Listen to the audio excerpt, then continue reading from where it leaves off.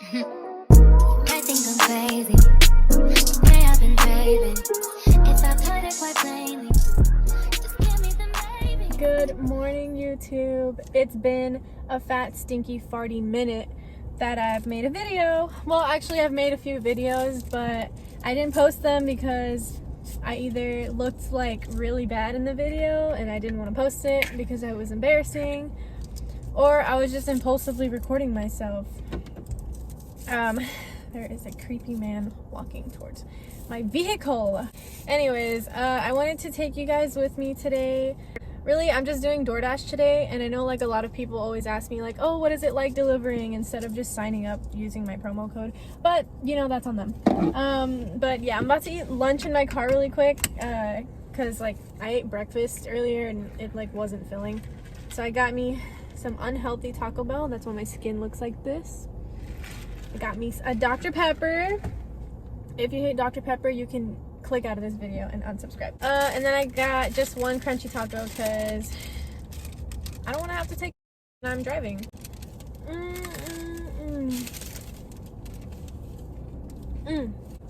So it's currently, they gave me a diet soda. Wow. It's currently 11:38. My dash is scheduled at 12 p.m.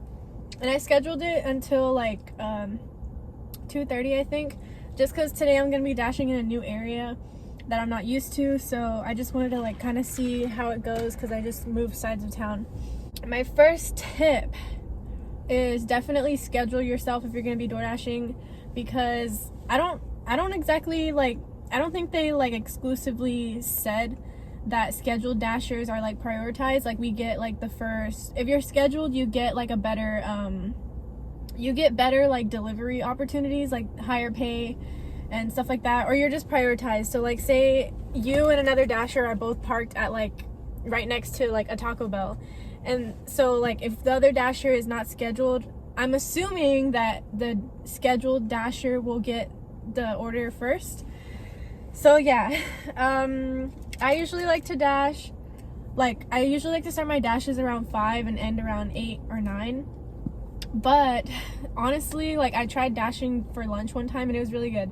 So yeah, just make sure you're scheduled, and that's my first tip.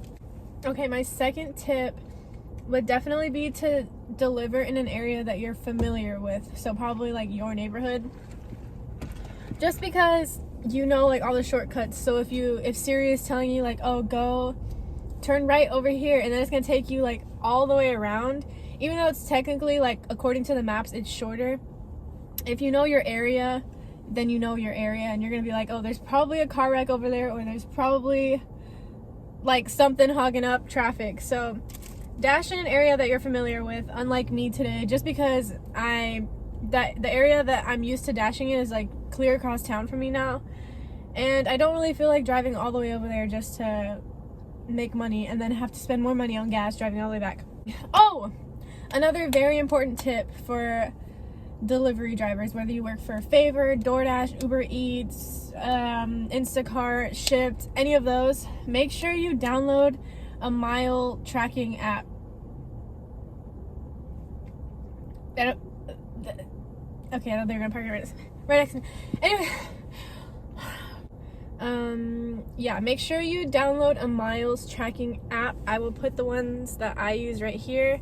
Most of them is free for like your first month, and then they ask you to pay like a subscription fee.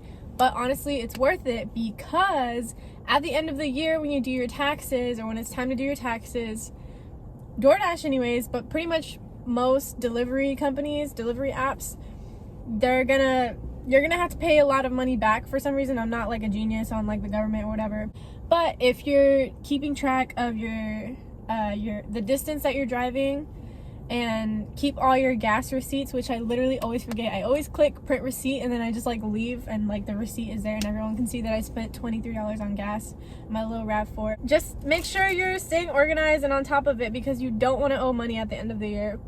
That's what a lot of people don't know, because a lot of people who are doing DoorDash are they're like just got their first car and they're just trying to make extra money. I feel like Steph Pappas or Trisha. Third or fourth tip, I can't remember.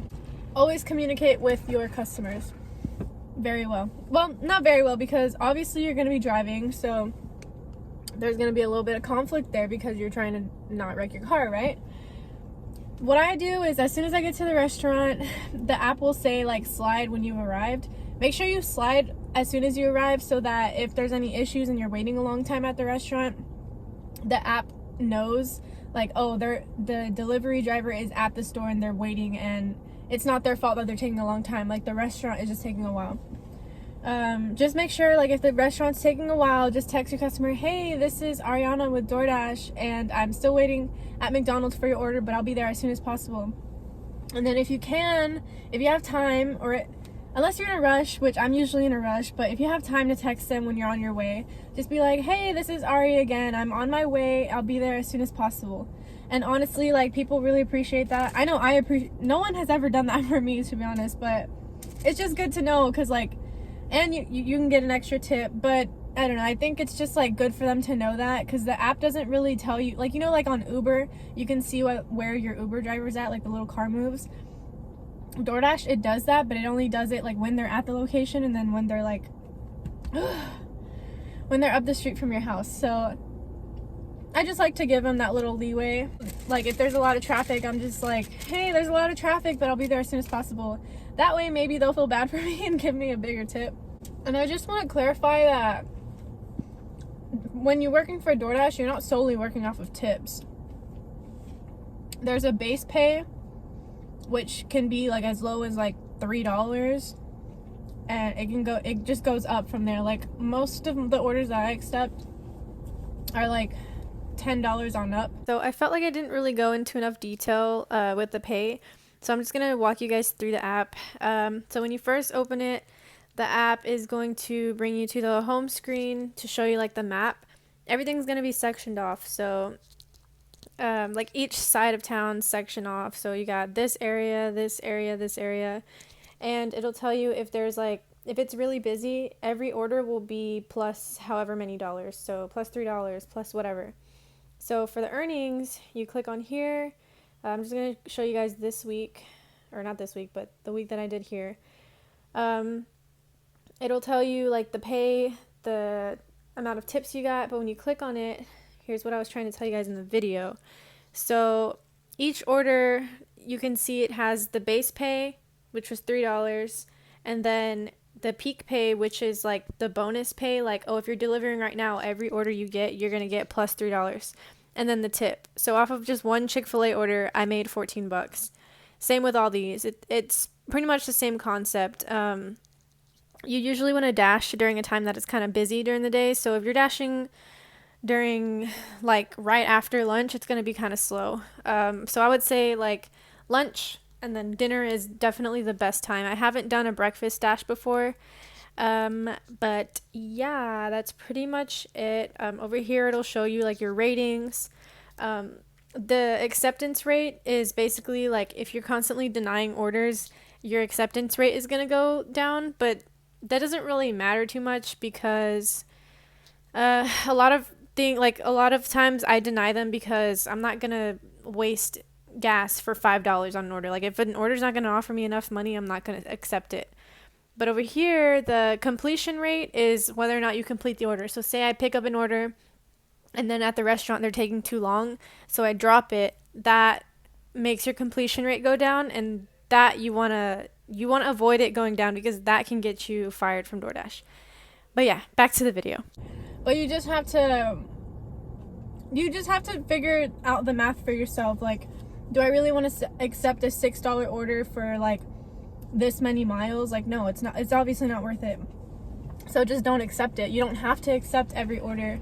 It's time and money on our end, and it's not worth it because when you have to make it worth it. Like, with it, you have to limit yourself or like have a budget for yourself. Like, every hour I want to make at least like $15 to $20. Like, it's very possible. Like for like a 4-hour shift, I usually make around like 60 to like, you can make up to like $100, honestly. Like, you just gotta be quick, drive safely, and communicate, I guess. I think I'm gonna hurry up and finish my food and then start my delivery, and then I'll take you guys with me. Okay, I just wanted to show you guys my setup really quick because, I don't know, whenever I first started delivering, I was like, I don't know, I was just like interested in this type of stuff. So, number one thing you definitely need is one of these. I got a magnetic one, and like the magnet is like on the back of my phone, so I just like literally just stick it on. But you can also get like a clip one, obviously, but just that way, like whenever you're trying to navigate your like location, you're not taking your eyes off of the road and crashing. Obviously I have Bluetooth so I can listen to my music. I usually always have water here. Make sure it's like bottled though, so that if you get an order with like a lot of drinks, they're not spilling everywhere. I'm probably gonna dump this out just so that I have room. I always keep my DoorDash bag down here. I have like some masks, DoorDash masks in there, that way whenever I walk into a restaurant, I always make sure that I'm wearing some type of DoorDash merch so that they know to like hurry the hell up. I always keep this clean. Ignore that. The back, I usually keep it pretty empty just so that in case I get a grocery order, there's room for groceries. This bag, I don't really use that. That's from another app called Favor. I just have like a bunch of cup holders. I have one here, two here, one over there. That pulls down and there's two in there, and then I have one on each door. But honestly, like, you're not really gonna get a lot of drinks most times, and if you do, I've been meaning to buy like one of those little like buckets so that I can just put like some of those disposable cup holders in it. That way I can put it right there, and then if I have a lot of like drinks, just put it back there so it doesn't spill. Okay, I just picked up my first two orders. So usually you can do like a double order, which they pay a little bit more, and it's a lot more convenient because you get to pick up both orders, drop them off, and before you know it, you already made 30 bucks. So right now I'm delivering beer and then Taco Cabana. So I'll let you know how to go. Okay, so I'm at Subway now. This is one of the types of orders that I was telling y'all about that takes like forever. So okay, so I just ended my dash. I made about $55 and I started, it's $149 and I started at 12. So that's all right. Like that's pretty good. That's like right on track. Pretty expected. I did have one order that kind of screwed me over though.